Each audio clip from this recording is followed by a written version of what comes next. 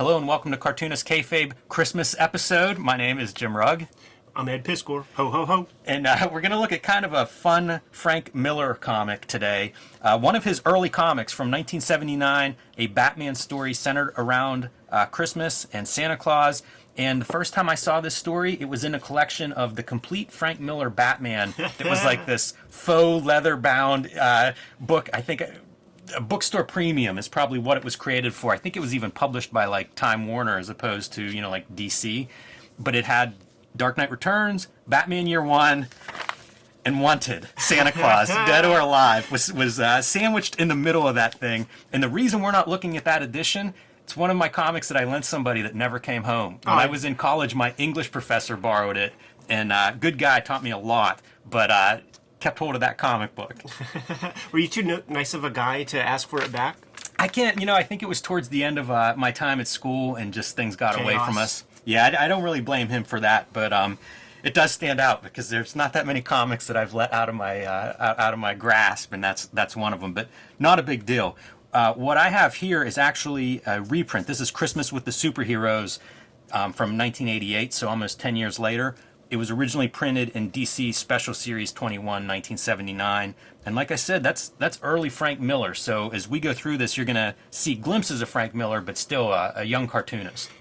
When you're brand new, man, unless you are just an insane prodigy who's developed their own language or whatever, you don't even get an opportunity to be a professional if the editor senses you're going to be rocking the boat in any way, man. So you have to kind of relax yourself and fall into their template by maybe peppering in a little bit of your own, getting a little of your own shit in there, as they say in wrestling. But you think Julie Schwartz is going to let some young whippersnapper come in after, being in the game for 40-something years and let you start pacing things out all crazy and choreographing fights the way you want to do it and all that kind of thing? Nah, man, you gotta sort of tighten your bootstraps and just get the fucking job done. Yeah, at this stage, like, Frank Miller, one of the biggest creators in Marvel DC history, you just don't know what you've got at this stage with a guy like that, because a lot of people come in with energy and ready to go, raring to go. And even then, like, what is the ceiling for a great penciler in 1979? Miller pioneered some new ground. Like, he raised that ceiling in a lot of ways. Yeah, so, like, you'd have no idea what you're getting or what the potential is going to be versus, especially with the Frank Miller. Yeah, before this, you would have, the generation would be, the Neil Adams, Bernie Wrightson, Kaluta, the studio guys. Like, those were the fresh talents and stuff like that. Probably the guys that inspired a lot of, like, this generation. But you're right, man. Like, it was sort of few and far between. And who was it that we were interviewing that was talking about how guys? Mignola. Like, he said that, like, Wrightson and Kaluta, they were kids. They had their little four walls and a roof, and would take as much time as they wanted to, like, make their comics, and it made those journeymen mad because those guys have those expensive houses in Connecticut next to Ernie Bushmiller and shit, and have to keep up with the Joneses. Yeah. Some interesting stuff in the credits here is Frank Miller and Steve Mitchell are your artist. Ben Oda on the lettering, which is pretty fun to see. Yep. And Denny O'Neil writing. And I mentioned Denny O'Neil because, that's the long relationship with Miller, for the next, decade or so. That's going to be the editor or, somebody who's sort of there with Miller as he goes in these interesting directions. Yeah. Both Daredevil and Batman. All the way through. Even in, post all of this stuff, Denny O'Neil is on that Dark Knight Returns documentary just talking about, the virtues of Frank Miller. I wish I had 5% of what that kid had.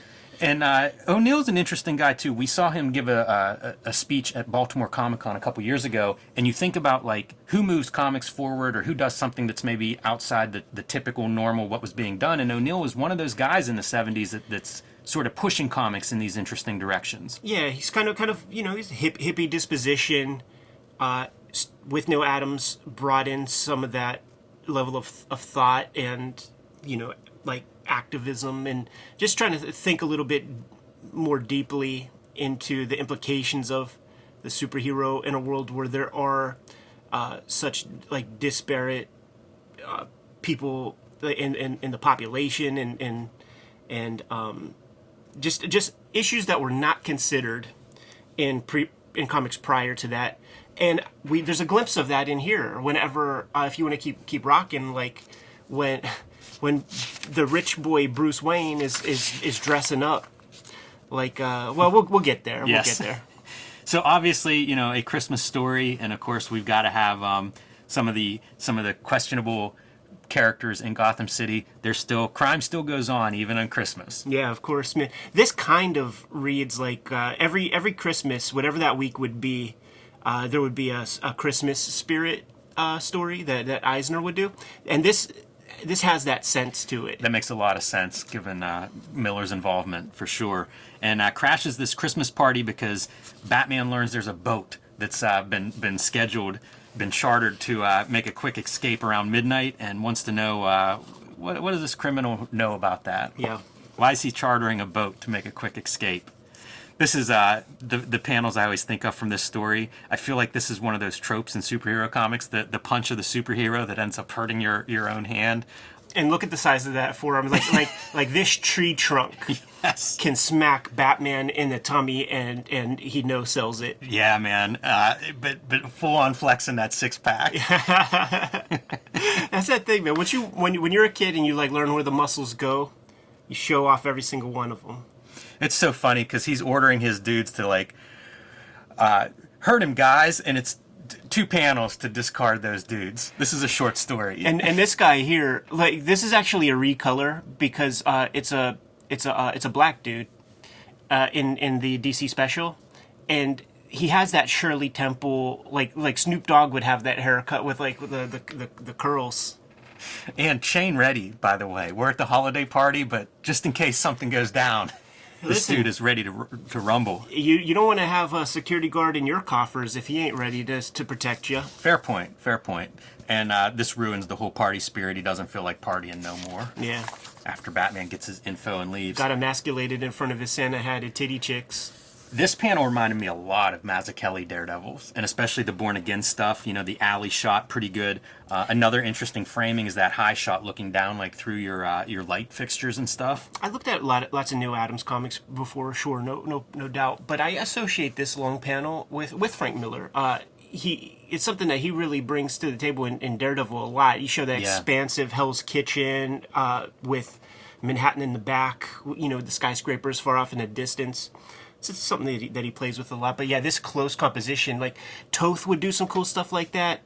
Bruce Timm will do that kind of like super close silhouetted, you know, light fixture piece, like looking down on a room. It's a very like if I'm not sure if it's one of the 22 panels that always work, but that could be the 23rd. It should be. I did a couple pages in Fables years ago, and I was looking. It was like an anthology issue, and I was looking at Dave Lapham had done a couple, and he had like his stuff set up like this, and it creates such great depth. Yeah, you can do cool framing sequences and stuff that way.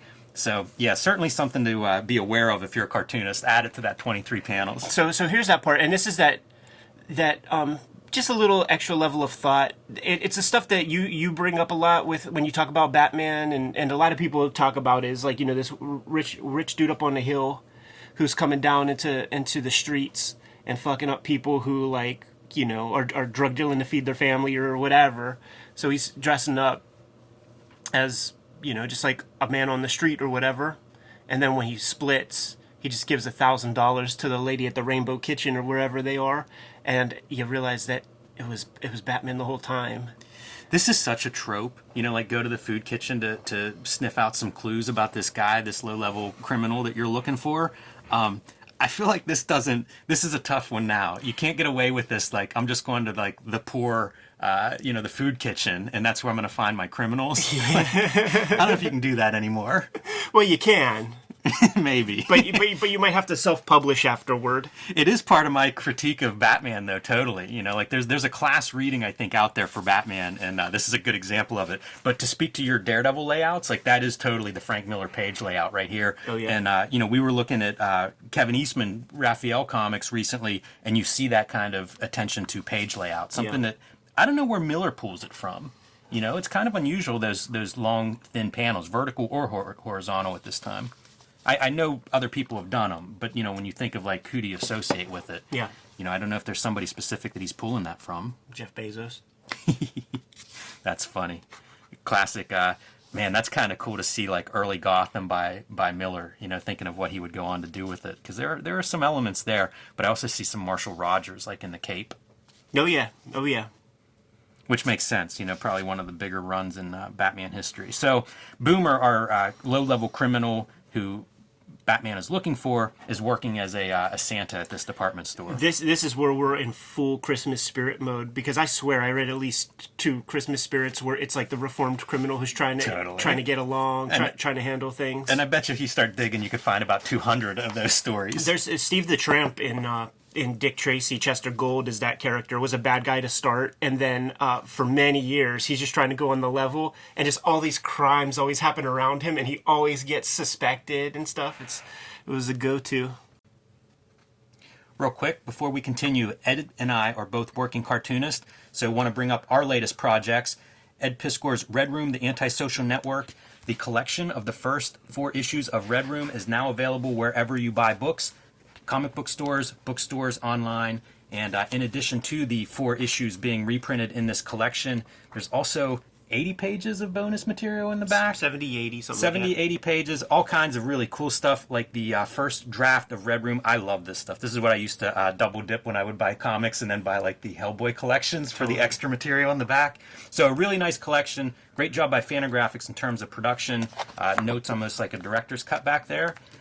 Following Red Room Antisocial Network will be Trigger Warnings, coming out in February 2022. Starting then as a monthly series. Standalone issues, so any of these that you see you can pick up. It's a great place to start. Self-contained short stories, and this is your main cover. These are the variants to look for in your local comic shop, and be sure to tell your comic shop to add these to your pull list or your subscription box. And look, even a variant cover by yours truly here, paying homage to the famous Robert Crumb Zap cover. So if you're looking for a little more graphic violence in your life, add Red Room to your collection. Jimmy, what are you not working on? Sadly, still working on, Ed, but Hulk Grand Design coming in March 2022 and April 2022. This will be 2 issues, both self-contained, standalone. First one is Monster, telling the story of the Hulk, the first 40 years of the Hulk, condensing about 10,000 pages into 80 pages total. There will be some cool variants. We just announced the first round of variants for the Monster issue. This is the March 2022 title, which you can order right now from your local comic shop. And those variants include one by Ed Piskor, a really nice homage to Incredible Hulk 181, Hulk 240, that iconic cover. Kind of a mashup because we're seeing the retro original Wolverine costume. From 181. Genius. Yeah, very nice. Also, by the way, green background, but gray Hulk on the claws. It was all considered. Very smart. Peach Momoko's doing a cover for Monster, and Marcos Martin doing a variant cover that's pretty amazing. The transformation of Banner into the Hulk looks good on a cover. So pick those up. Tell your comic shop to order one of those for you right now, and back to our regular scheduled programming.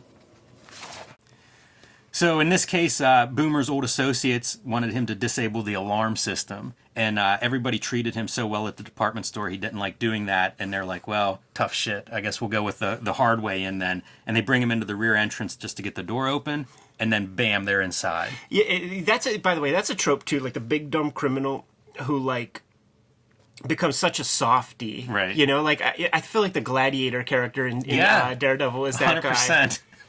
And you see it in a lot of like pop culture stuff. Like the guy, he just turned around, and it's also like he turns into a big wuss. Yeah, no doubt about it. And reading through here, it's Lee's department store. I have to imagine Jim Lee loves this story. Is a Frank Miller fan? I would. I wish it was Jim's department store. Then both of you could enjoy it. Yeah, I'm a little bit jealous.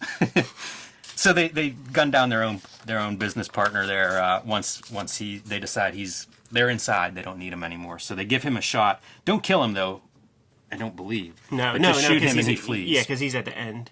But that's enough to bring Batman in, and kind of typical Batman dispatching these run-of-the-mill villains, very uninspired. This is a sequence, this throwing action from a Daredevil comic by Bob Brown. It was one of my early comics, is why it's burnt into my head, but it really feels like that. And I think I may have seen it somewhere else too. Like the composition, like the three Yeah, characters like there's and something stuff? about this that's just very familiar to me, and I don't know if it is just that Daredevil comic or not. It's one of those things, like before I really read comics, I had that book, and you know how you read those things like 75 times, Oh, where yeah. it's like burnt into my brain. Oh yeah, I would say that like Miller, when he starts really playing with stuff, his stories are so clear, and I think he did what he could, but it's not like you. I looked at that panel a couple of times, and I think it's this shape. It's like, what the fuck is that? And then you gotta like really look and like, oh, that's like the base. You know what? You're so right, because it's like triangle, triangle, triangle, triangle, circle. Yeah. Yeah, it's interesting. That's such a strange, like, you wouldn't think of that as being, you'd never think of this in a million years, but it is kind of a weird misstep where it's like, now we switch the shape at the last minute. Exactly, and it could like you just flip that hand so that he's holding it down, and then you throw it like a javelin, and then it stays a tree. So like it's, I think it's about like, what's the most identifiable piece of this, and it's like, it's not the base, it's the green part. It's too bad it doesn't stay a tree and like stick him in the face. Yeah, I mean, this is the Red Room guy talking. Exactly. All right. Mr. X. Oh yeah, a little bit. Shades of Mr. X. Shades of Chaykin here. Like that era Chaykin would have these very organic lines. It makes me wonder who the Steve Mitchell character is. Like, was he a guy in the Simonson Chaykin studio who was doing some background work or something? Maybe a guy at continuity. I don't know Steve Mitchell. Yeah, I don't either. That's funny to do the Simonson reference, because now it makes me think, like, when was he doing Manhunter? You know, like, was Miller Earlier. moved into that area yet? You know, those guys sharing studio space. By the way, like that cityscape you were talking about, like that feels like a Simonson kind of cityscape now that I think about it. Yeah, really interesting. Weird tangent of Bad, shadow here. bad. That's so bizarre. Yeah, real bad. I can't even tell exactly like what that tangent is from. Yeah, like why is this line here that connects to this and yeah, it doesn't make any sense. Like Steve Mitchell fucked up there, I'm gonna say. Yeah, I think you might be right. So, by the way, Boomer has been caught up by the bad guy. Now they're like hiding out, you know, trying to avoid Batman's wrath and fury there at the end. And now let's just take it to a very weird place that's schmaltzy and makes no sense. I don't understand it either. Because on page 1 he makes a comment about how like in the nativity scene the star has been stolen. Which is good color, because like you see the big gaping hole right there. But this is almost a case of trying to be too clever, where it's like, oh yeah, we'll wrap this up. Yeah, we'll come bookend back it. to it. So I don't know if that's supposed to be like the gun is reflecting the light or something. Or just the Noel, like the isn't there like a Christmas like North Star or some bullshit? There should be a star there, but like what's actually causing the reflection? I'm saying like the star is like in the hole, and Oh, you think it's the real star? Some like Easter Island or like just some glimmering like light thing. I mean, This I is have why no Frank. idea. This is why we need to talk to Frank Miller. Frank, hit What us is up. reflecting here? Yeah. What's the deal, man? Because this I mean, it's just this page makes no sense. I don't get it. Yeah, I don't either. It's very weird. And he Because he even says like it's gone again. Like I guess Yeah. it's not a glimmer of them hiding behind it. Or is it like some sort of like, it's Christmas and here's some schmaltz, like, you know, the gates of heaven open up through that little hole. And by the way, our guy got shut up a lot, and there's like no concern for him. And then as I was reading, I was like, well, did he steal the star? And it's like a flak jacket, and you know, like it deflected the bullets or something. Like, I have no idea. There's all these like little loose pieces. He got shot up 5 times. Like, just count the blams.